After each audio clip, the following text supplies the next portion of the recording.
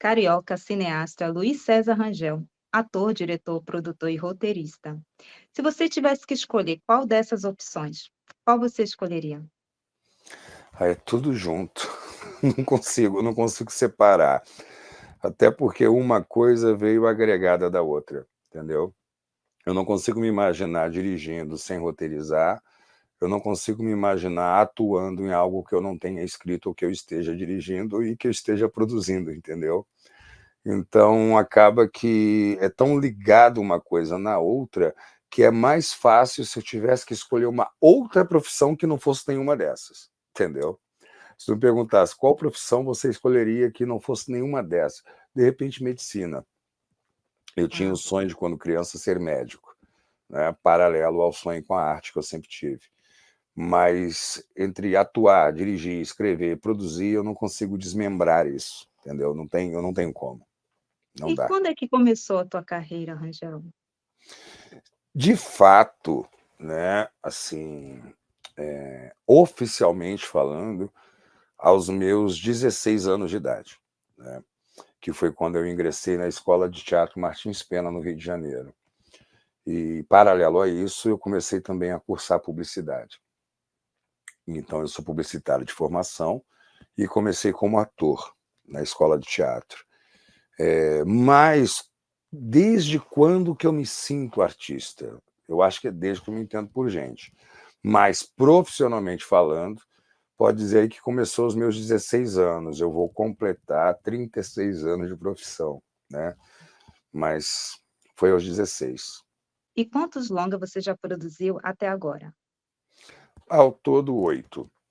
Já lançados, 4, que foi o Laura Marte, o primeiro, o Ódio, Relatos Urbanos e o Voo 342. Dos 4 que ainda estão em finalização, um deles, que inclusive você participou, né, me auxiliando bastante, junto com a Paloma, foi o Agonia, que a gente rodou agora em Jundiaí, no estado de São Paulo, né? Foi uma experiência muito válida, muito prazerosa, muito importante, e, ao mesmo tempo, eu me arrependo assim de não ter aberto essa visão para o lado esotérico da coisa, né? Se eu tivesse a assessoria que eu pude contar tua nos outros filmes, muito estresse teria sido poupado, entendeu? Mas infelizmente isso não, né, não rolou antes, mas eu espero que agora em diante a gente sempre possa trabalhar junto, né? O Agonia foi um filme que a gente aborda muito uma questão da saúde mental, né, o universo psicológico. A gente aborda várias questões, questão da relação abusiva, né, do sentimento de posse, da negação, da fuga. Tem tudo. A gente encontra todos os perfis psicológicos em todos os personagens do Agonia. E por ser um filme muito denso, esse suporte espiritual foi muito importante, né? Não só o suporte psicológico que a gente contou com os profissionais de saúde mental envolvidos no filme, mas também a questão da gente ter esse amparo, né? Entender as energias que estavam em jogo. Isso foi muito importante para que a produção andasse. E quais os filmes ou roteiros que ainda estão em processo, Rangel? Olha, os que estão em fase de finalização, a gente está agora com Agonia, tem o Pacto Entre Canalhas, tem o filme chamado Duralex, que fala sobre a questão da lei, do que acontece, né, nos bastidores das autoridades, do judiciário, da polícia, que é com Carlo Mossi. Tem o documentário Escritório Etílico, que conta também a história do Mossi, que é um parceiro de longa data, um dos maiores cineastas desse país, que eu tenho a grata, né, felicidade, surpresa, tudo que você possa imaginar, de ter esse convívio com ele já de muitos anos, essa parceria. E agora, né, tem muita coisa que está andando. A gente tem aí o Rota do Sol, que eu estou trabalhando já com o pessoal lá de São Paulo, estudando a possibilidade de rodar o Rota do Sol. Paralelo ao Rota do Sol, um filho antigo de criação, assim, que eu criei há 20 anos, que é o longa-metragem Inferno 70, ele bateu a porta, né? E quando o filho bate a porta, a gente tem que aceitar, né? É um roteiro muito denso. ele envolve uma questão histórica muito importante do Brasil, e não só do Brasil, da América Latina como um todo. Estou numa fase agora de pré-produção, seleção de elenco, tem muita coisa. Nossa, Michele, tem muita coisa. Às vezes eu me confundo, sabe? Porque é tudo ligado, né? Às vezes parte do elenco faz parte do outro projeto, você acaba dependendo de um sair para que o outro possa ser viabilizado. É um processo assim que, ao mesmo tempo que ele é desgastante, eu acho que eu não conseguiria viver de outra forma, sabe? É o que eu amo fazer, é o que eu gosto, mas tem muita coisa. E fora os roteiros que ainda estão sendo escritos, né? Eu estou trabalhando em 2 comédias, que não é muito a minha área de atuação, mas eu acho que eu me devo a oportunidade de fazer algo na comédia, até para poder me testar, né, nesse sentido, porque tem situações do dia a dia que são engraçadas, eu acho que não custa a gente tentar colocar isso num roteiro e levar isso para a tela. Nada absurdo, nada pastelão, nada nonsense, coisas reais mesmo. E estou trabalhando nisso, quer dizer, eu não consigo parar. Às vezes eu quero parar, botar uma música para escutar, mas aquela música já me dá o gatilho para escrever alguma cena. Eu quero dar uma volta na rua, mas tal situação que eu vejo já me dá. Quando eu vejo, eu vivo 24 horas por dia esse processo de criação, entendeu? E é isso, muita coisa que não para. E sobre o filme Agonia, quem está no elenco?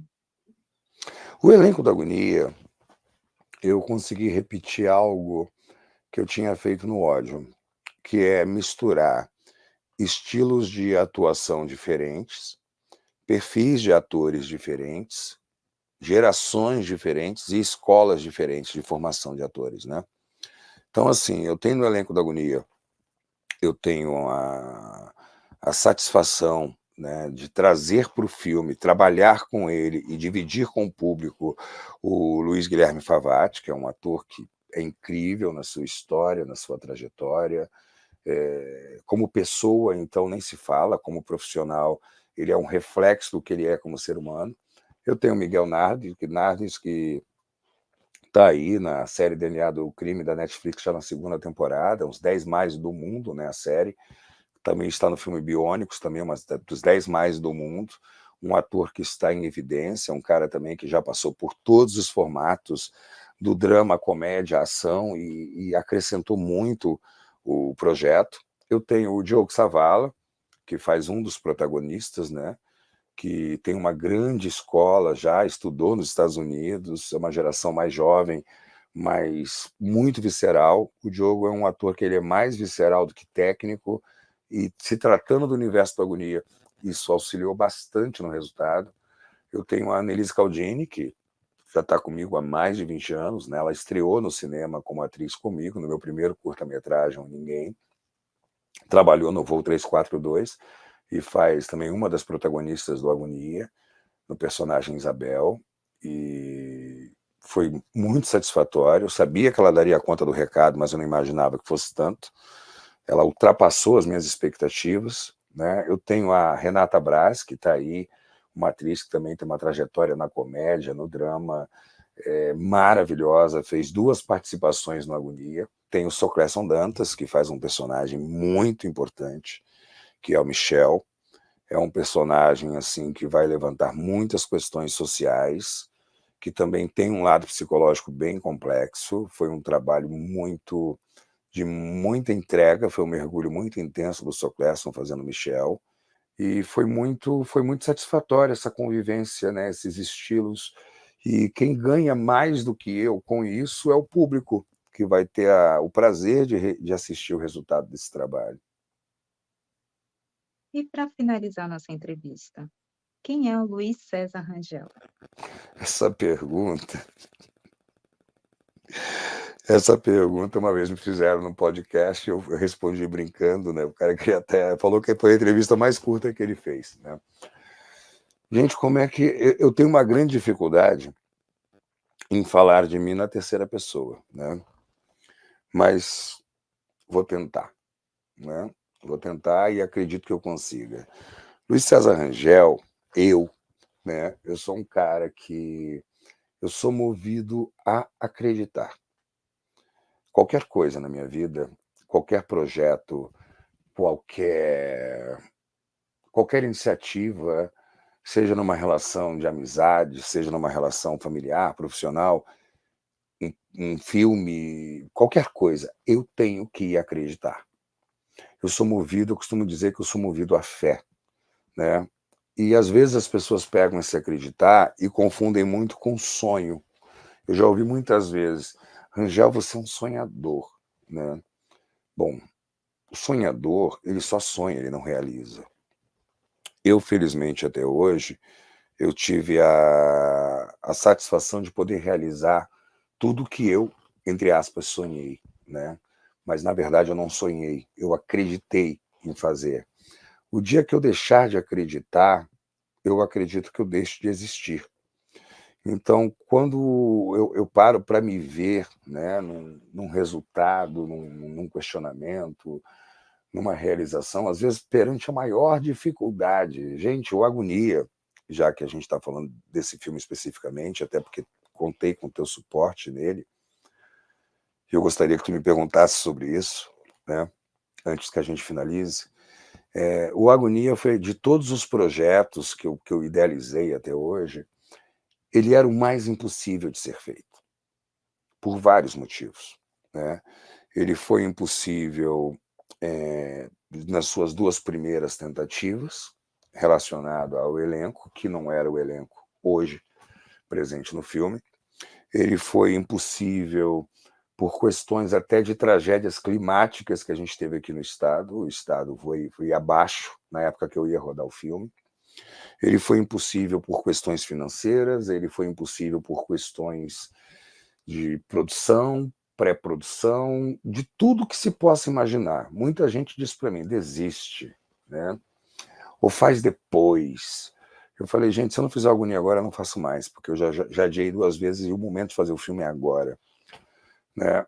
Então como é que eu fiz isso? Acreditando. Então eu vi o Agonia como uma grande escadaria, né. Quem é carioca, ou quem não é carioca, mas é religioso, já deve ter ouvido falar da Igreja da Penha, no Rio de Janeiro, que são mais de 360 degraus, que as pessoas pagam promessa de subir de joelho, enfim, né. Eu enxerguei como a escadaria da Igreja da Penha, mas eu parei de ver a escada e comecei a ver cada degrau. E por acreditar, né, por projetar no plano mental e jogar isso para o físico, cada degrau era uma dificuldade vencida. Dia seguinte eu tinha mais um degrau, outro dia eu tinha mais um degrau. Quando eu vi e me dei conta, eu já tinha subido todos os degraus e o filme estava pronto, estava realizado. Na parte de rodagem, né, de produção, porque agora vem uma parte também que não é fácil, que é a pós-produção, que é a finalização do filme. Mas eu já tenho a comercialização dele fechada, quando lançado. Então, assim, quem é Luiz César Rangel? Quem sou eu? Alguém que precisa acreditar, alguém que precisa ter fé. Quando a gente fala fé, as pessoas remetem muito à religiosidade somente, né? Fé numa religião, fé num santo, num Deus, ou quem é politeísta em deuses, enfim, não. Não é esse tipo de fé que eu me refiro. É você acreditar em você, acreditar que você pode, acreditar que a única coisa que pode te derrubar, além de você, é a própria natureza. A partir do momento que você começa a ver a vida dessa forma, é um dia após o outro e você vai realizando um dia após o outro. Então, resumidamente, eu sou esse cara que não vim de uma família de artistas, que sempre encontrei resistências de todos à minha volta na minha escolha profissional, mas que eu estou até hoje vivendo e sobrevivendo, fazendo o que eu amo e o que eu acredito. E quando eu comecei a minha carreira, as pessoas perguntavam para mim: "Qual é a fórmula?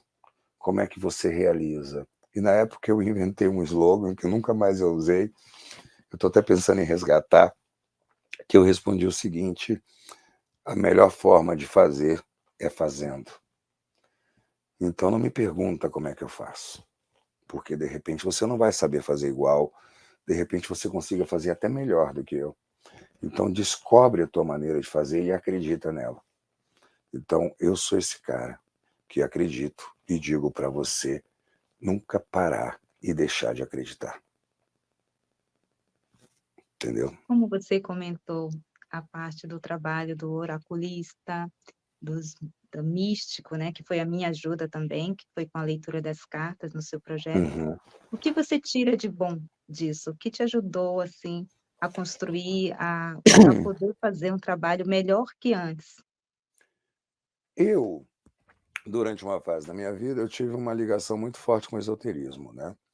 Apesar de hoje eu ser uma pessoa não externar isso, né. Eu sempre acreditei muito nas energias, eu sempre acreditei muito na força do querer, como eu acabei de falar agora há pouco, no acreditar, e eu estava me sentindo meio perdido no processo da agonia. E aí é que vem as respostas do universo, sabe. Quando eu vejo na minha frente, surge a Paloma e surge você, né. E me vem a grande surpresa da coisa, que vocês possuem estilos de trabalho completamente diferentes. São linhas de espiritualidade e de ciências diferentes, apesar das 2 trabalharem com oráculo e com leitura, e sem se comunicarem, sem se conhecerem, vocês me diziam as mesmas coisas, né. Ali foi que eu vi que realmente tinha algo maior e que eu tinha que me curvar a esse algo maior, né. E foi a hora que eu me senti perdido, como eu estava dizendo, foi a hora que eu chegava e falava: "Gente, por mais que eu acredite, eu preciso do norte, eu preciso de um rumo", né. Eu já errei muito e sempre, às vezes que eu errei, eu nunca repeti erros anteriores, sempre foram novos erros, né. Eu me recuso a repetir um erro. Só que dessa vez, devido a todas essas dificuldades que envolviam a agonia, eu não podia me permitir ao erro, eu não podia ter compromisso com a falha. Aí foi quando eu falei: "Eu vou voltar a abrir os meus olhos e os meus ouvidos à à espiritualidade, ao universo. E se essas 2 pessoas me apareceram no meu caminho, eu vou começar a ouvi-las". E foi a melhor coisa que eu fiz, porque tanto as orientações da Paloma quanto as suas, né, me ajudaram muito, até mesmo na escolha do elenco. Eu acho que eu não teria conseguido, trabalhar com as pessoas que eu trabalhei, da forma que eu trabalhei, se não tivesse o teu suporte. E não bastando, tu fez uma coisa que eu nunca tinha imaginado, eu nunca tinha visto algum profissional do oráculo fazer isso antes, traçar também a parte dos personagens. E que isso deu um suporte nas tanto para os atores, na questão de criação dos perfis dos personagens, como até eu no set sabendo como lidar com aquelas energias e conflitos daqueles personagens, entendeu? Então, por mim, eu digo uma coisa, eu não consigo me imaginar num próximo trabalho sem contar com esse tipo de suporte. E quero deixar aqui registrado para quem é cético, ou para quem relaciona muito a questão do oráculo à religião. Em primeiro lugar, não tem nada a ver com religião, é uma ciência, e como ciência você serve para se autoconhecer e para conhecer o outro. Não interfere no teu livre-arbítrio, ele apenas te dá uma orientação, da mesma forma que você escuta um terapeuta, que te orienta a fazer o que você deve fazer ou não, ou o que você acha certo ou errado. E eu não consigo me imaginar não contando com esse suporte e aconselho a qualquer outro colega que tem um tipo de projeto, contar com esse tipo de suporte, entendeu? É uma coisa que gente, assim, ó, eu não posso falar abertamente aqui as coisas que você e a Paloma me disseram, né, óbvio, até por uma questão de ética e de respeito à intimidade do projeto e das pessoas envolvidas, mas se não fosse vocês duas, o filme poderia até sair, tá? Mas eu acho muito difícil que ele teria acontecido da forma como ele aconteceu e que ele teria saído como ele saiu. Porque com mais de 30, com 35 anos, vou completar 36 anos de profissão, e de cinema nesses 36 anos, eu completo 25 anos de cinema. Em 25 anos de cinema, pela primeira vez, durante a produção inteira do filme, eu não tive um único desentendimento. Não tive um único conflito, eu não tive um único problema, tanto com a parte técnica envolvida, quanto com a parte do elenco. E a gente que trabalha com isso sabe que nós lidamos com sentimentos, que nós lidamos com emoções, nós lidamos com vaidade, nós lidamos com várias questões, estresse, cansaço, porque não é fácil fazer um filme, por mais que quem esteja de fora ache que seja divertido, é um trabalho árduo. E pela primeira vez eu tive um clima durante uma produção que, com todas as dificuldades, parecia um grupo de adolescentes passando numa colônia de férias. A gente não teve desentendimento. Qualquer foco que poderia surgir como desentendimento era resolvido sem se resolver, aquilo se dissipava, tudo através das orientações, entendeu? Quando a coisa começava a acontecer, eu lembrava do que tu tinha me dito, do que a Paloma tinha me falado. Não, peraí, já foi dito que isso poderia acontecer e que tal caminho a ser tomado deve ser esse, né? Então, respira fundo e, e resolvia, sabe?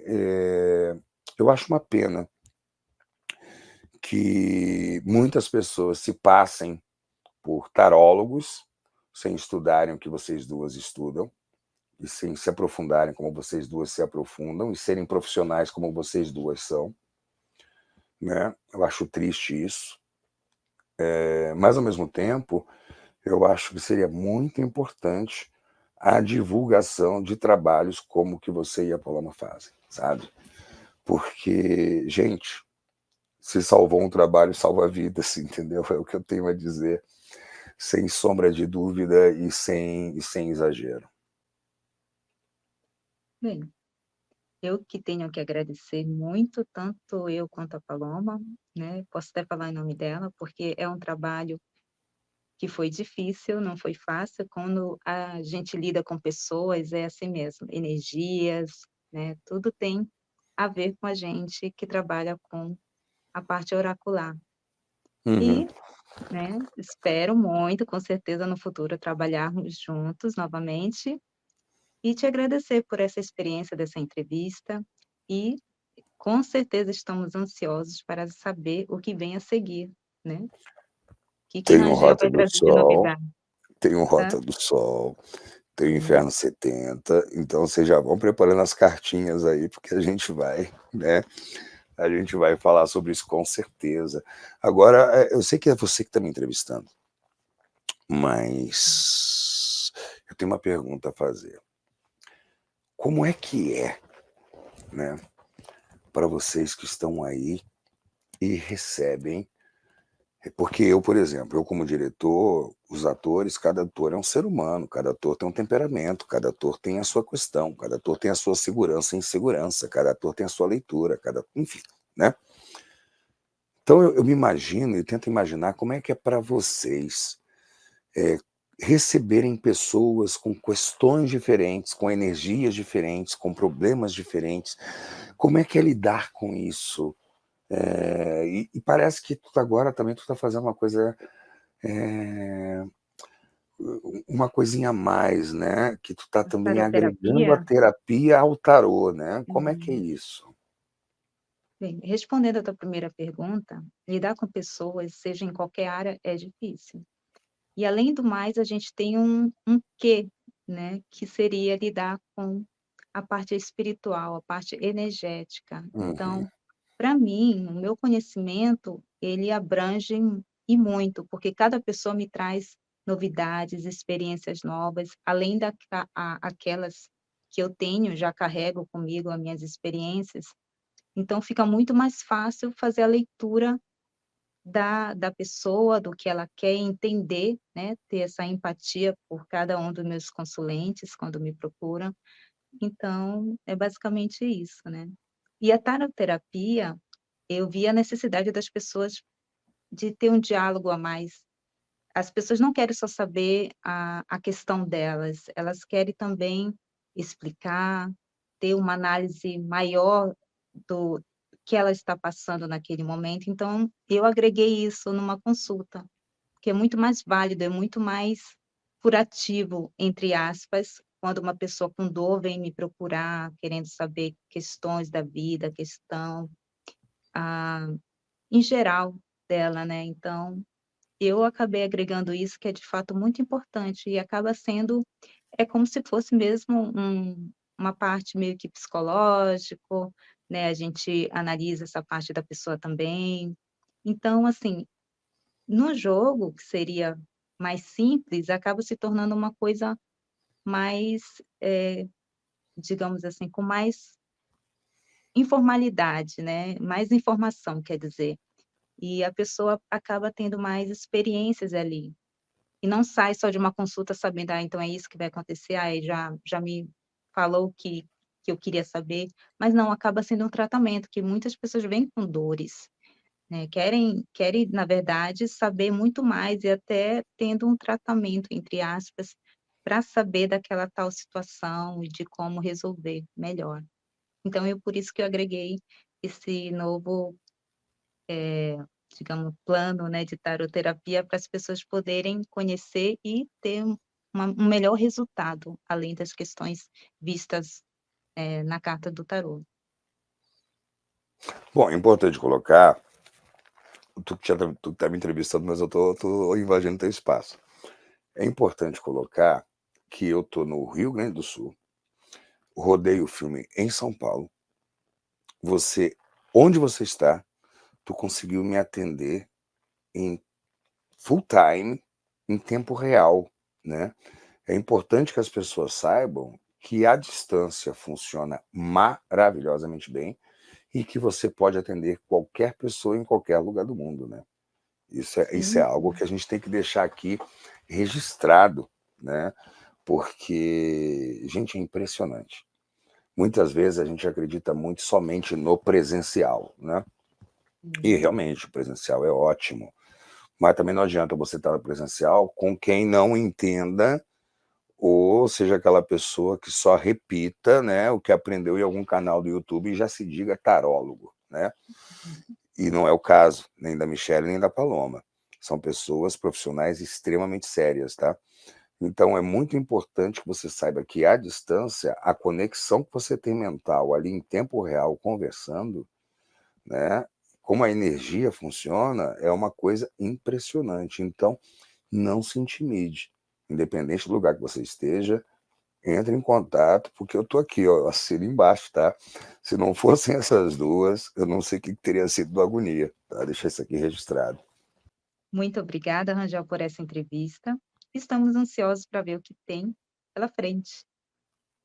Bom, tem muita coisa, eu já agradeço para o futuro que vocês vão fazer, tá. Deixar aqui registrado, tá o compromisso. Pessoal, não perde tempo não, tá. Entre em contato aí, porque elas são demais. Obrigado.